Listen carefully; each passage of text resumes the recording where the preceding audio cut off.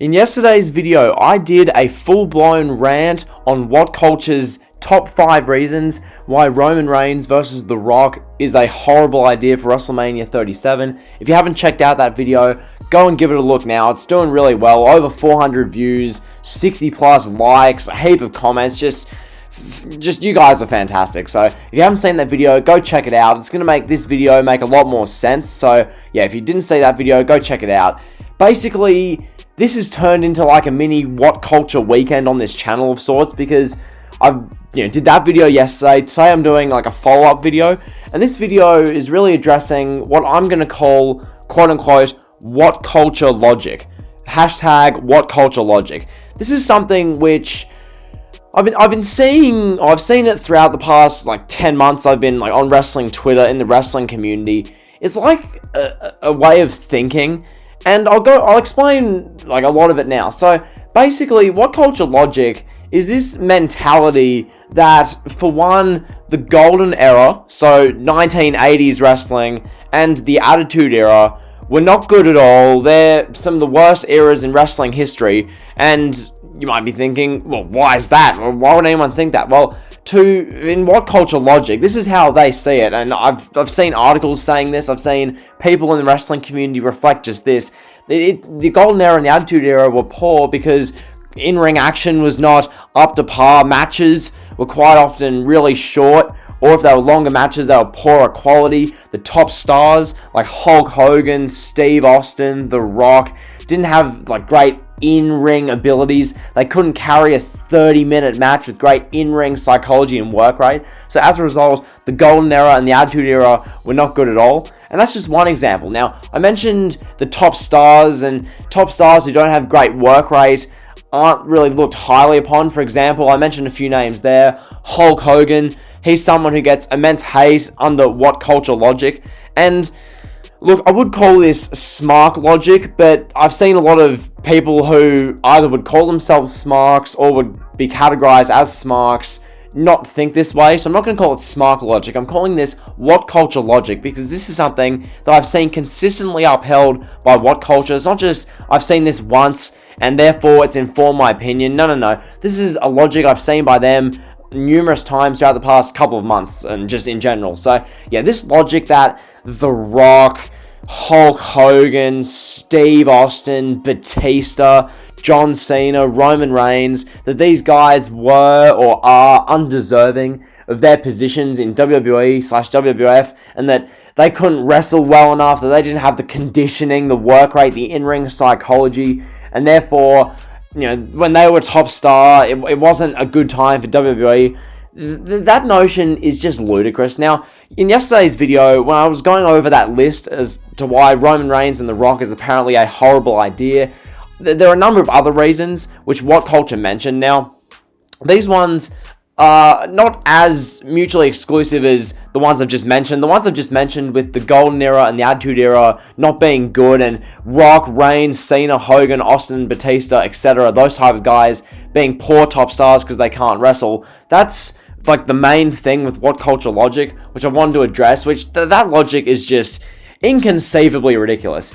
The fact that you can't be a legitimate great top star if you can't go 25 minutes in the ring, that is mindless. Because as I've said in numerous videos, the fact of the matter is, pro wrestling, especially nowadays, the reason it's not doing as well is because you're predicating what the shows are with long matches, 15, 20, 25 minute matches on TV. And the fact of the matter is, people's attention spans are shorter than ever. If you want to attract that mainstream demographic and make wrestling cool again, which, if you don't want wrestling to be cool, and I don't get the thinking there, don't you want to seem less uncool for liking wrestling? But anyway, if you want wrestling to seem cool again, the shorter matches, the big superstars, the larger-than-life wrestlers, the big personas, characters, that type of stuff's what wrestling needs to be. And that is so against WhatCulture logic. As you saw in yesterday's video, where I exposed like their reasons why Reigns and The Rock, two larger-than-life, not so stereotypical in-ring guys, going at it at WrestleMania, I exposed that being like good, and how WhatCulture saying it's bad was just dumb. So I exposed it yesterday. Here I'm going to elaborate now. If you watched yesterday's full video, I did a few examples of this towards the end of the video. You would have heard the Undertaker Shawn Michaels example. For example, they made a point that Roman Reigns and The Rock, quote-unquote, dilutes Roman Reigns' legacy. Yeah.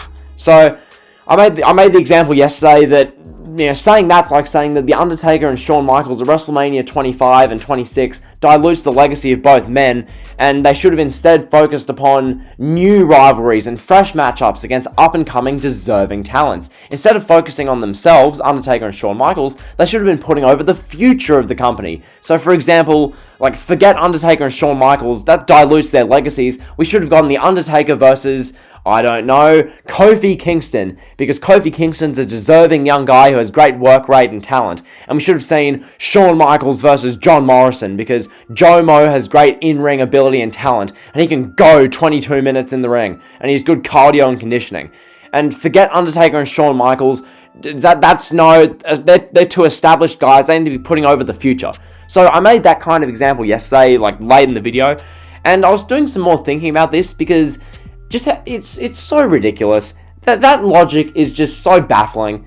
It's just backwards. If you want the wrestling business to push forward and be big time, that on these big stages, more often than not, you need these big spectacle, icon versus icon, or big superstar versus superstar type matches. It's the nature of the pro wrestling business. It's about making money, getting people to subscribe to your WWE network, getting people to purchase tickets when crowds are there, obviously, getting people to purchase merchandise and wanting to go to live events when they're on, that kind of stuff. That's what pro wrestling's all about.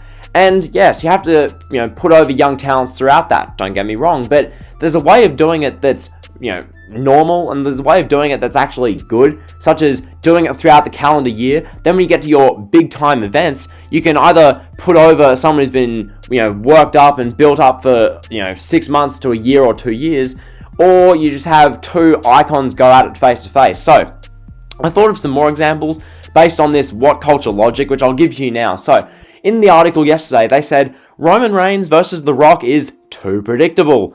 Okay, let's use that same notion. So let's say Edge's return this year at the 2020 Royal Rumble. It was too predictable. It shouldn't have happened. It got leaked several weeks before it happened. Everyone basically knew that Edge was returning. It was too predictable. It shouldn't have happened. And all of a sudden, based off that, you don't do Edge's return. The best wrestling moment of 2020 with Edge returning at the Rumble, that never happens. And that's that. Because it was too predictable. You see this logic. Okay, Edge's return to the Rumble was too predictable, as is Reigns and The Rock supposedly.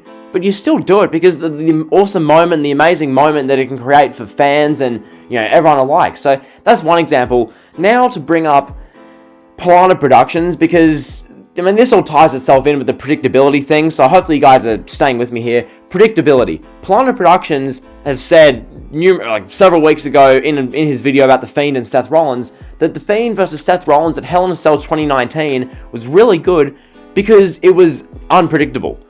As I said in that video, no it's not. So this whole predictability thing, just because it's too predictable doesn't mean it's bad. And when it's unpredictable, that doesn't mean it's good. So hopefully that makes sense. Hopefully 1 + 1 = 2 in this situation. You guys can really understand where I'm coming from. The fact that predictability and it being predictable is not a bad thing. So that's that point. Next up, when it comes to the deserving talents and having two icons, two big larger-than-life stars who don't have the best work rate facing each other at a big event, instead of putting over a young, deserving talent and creating a new rivalry, I thought of a couple of examples of this. So I thought of 2 examples, then I'll wrap this video up. So yesterday in the video, the WhatCulture list, they said that Roman Reigns and The Rock does not enhance deserving talents like Ali, Murphy, Ziggler, Otis, Miz, Corbin. That gave some awful examples, but it doesn't enhance deserving talents and doesn't create a new rivalry to stand the test of time. So based on that logic, okay, let's take that logic. Forget Hulk Hogan versus Andre the Giant at WrestleMania 3. That match was worthless. Hulk Hogan should have faced a deserving talent like Rick Martel or Adrian Adonis. Those guys deserved better, damn it. They have much better conditioning, better in-ring psychology and technical wrestling ability than Andre the Giant. How dare Hulk Hogan not fight either Adrian Adonis or Rick Martel in the main event of WrestleMania 3? because that match would have been much better than Hogan versus Andre. You see how dumb this stuff sounds? This is the mentality. This is the mentality of, okay, the match wouldn't have been very good, therefore bad. Oh, the Golden Era, those matches weren't good or long enough outside of Steamboat versus Savage and Savage versus Warrior at WrestleMania 7. Outside of like a select couple of matches, that era sucked because the matches weren't really good. Oh, I'm sorry. What about the larger-than-life superhero characters building up, an audience around the world with doing pro wrestling the right way? What about that? Does that not concern you? Does pro wrestling being cool and being relevant and being interesting to a mainstream audience, does that not concern you? And it's just this what culture logic. It's this logic of, oh, well, if these guys can work really well in the ring, if they can have great matches, then forget all the stuff that's important about pro wrestling. The in-ring aspect, which is about 5% of pro wrestling when you think about it, because pro wrestling in reality is getting people to see the fight. It's a soap opera. It was initially theater back like a century ago. That's the whole point of pro wrestling, making you want to see the fight. And if the fight's good, it's good. If it's bad, it's bad. But you paid your money anyway. That's the whole point of pro wrestling. But what culture logic don't give a stuff about getting you in the door. They just want to have great matches. Okay, what's the point of having great fights if no one cares to see it? This is the whole thing. So I'll do one more example and I'll wrap this video up. It's like saying, this whole Reigns and The Rock doesn't enhance a deserving talent or create a new rivalry. That's like saying The Undertaker and Triple H's end of an era Hell in a Cell match should never have happened. That match was unnecessary. Two guys who were, all in it for themselves. Two selfish clowns having a third WrestleMania match. The spotlight should have been given to more deserving performers. We should have gotten Zack Ryder going over Triple H at WrestleMania 28. We should have had The Undertaker putting over Evan Bourne, damn it.